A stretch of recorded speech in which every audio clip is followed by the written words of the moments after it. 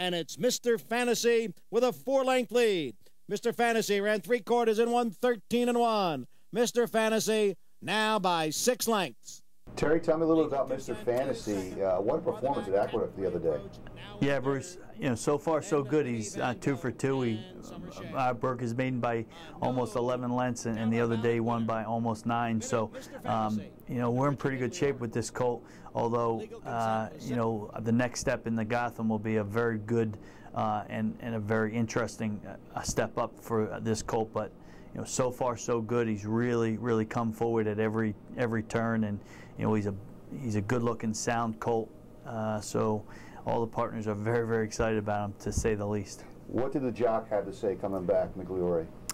Well, we were going to ride Alan Garcia, but because of the schedule, Alan couldn't come up. So Mig was a very good replacement for us, and he was very impressed with the colt. Obviously, he broke like a shot, went right to the lead, and throttled down, which is really a good thing for a young horse. You see a lot of horses, they want to go as fast and as far as they can.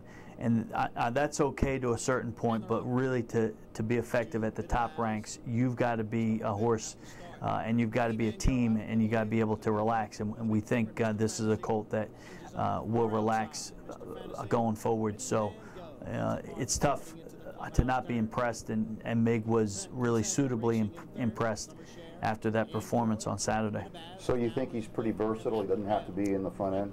No, that's one thing. All throughout the fall, when Kieran McLaughlin really got him cranked up, this colt had never been a runaway freight train. He'd always done exactly what the rider asked of him. He's a very kind colt.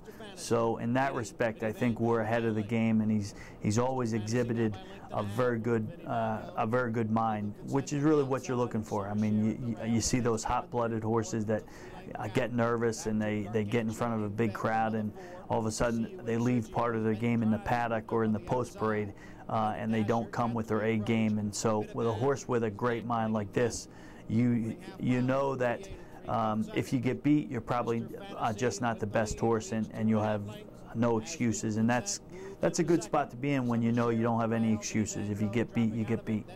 So you mentioned the Gotham, so that's his next move. Yes, 2 turns on the inner track, so we love the fact that we've already been over the racetrack twice. And the other thing is we don't have to ship. We're at Belmont Park, it's at Aqueduct, but that's a 15-minute van ride. So if we do get to the Kentucky Derby, and we go back and forth, but that's what we're pointed for the first Saturday in May. We'll be in New York, and we'll take the New York route to Churchill Downs in the first Saturday in May. Obviously, if we were to do well in the Gotham, we'd come back in the Wood Memorial, which is the first weekend of April, and that would give us a good 5 weeks until the Kentucky Derby, which is, of course, the first Saturday in May. It's really interesting because it's very straightforward. We've got to run and perform in the next 2 spots. If we don't, we're not going to be there. But it's very straightforward. The plan is set. We're not going to go to Arkansas. We're not going to go to the Florida Derby. We're going to run in the Gotham, and then we're going to come back and we're going to run in the Wood. And during that time, we'll keep our eye out and our eyes open for all the other 3-year-olds all across the country. And one of the key thing is we're going to have to earn enough money to get into the Kentucky Derby. And this year, I would imagine it's going to take about $130,000 in graded earnings. So you have a $250,000 purse for the Gotham, and a $750,000 purse for the Wood Memorial. So we'll have 2 good shots, and if we don't run well in either one of those, we probably don't deserve to be there in Kentucky. But we're very optimistic. Terry, when you have a horse like Mr. Fantasy that turns a performance like he did the other day, what's it like? What are you getting a lot of phone calls? Well, I was at Tampa Bay Downs with my son, so we were really hooting and hollering in the clubhouse. But I will tell you, I got a call from Migliore's agent right away, and they obviously want to stay on the colt. And Alan Garcia's agent, I don't think they were past the wire, and Alan Garcia was already on the phone with Kieran McLaughlin. So I got a text message when they were in the winner's circle from Edgar Prado.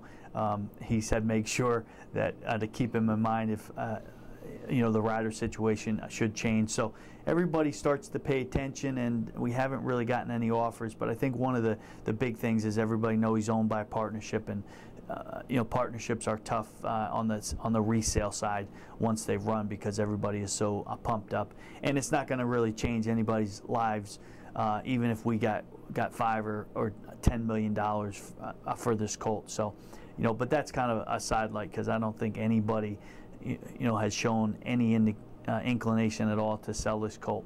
So it really kind of dominates the day. We're thinking about getting them to the Gotham. We're thinking about all the different things. We also have to keep in mind we've got to go to the 2-year-old sales and buy our inventory for 2009. But we're thinking about the Wood Memorial.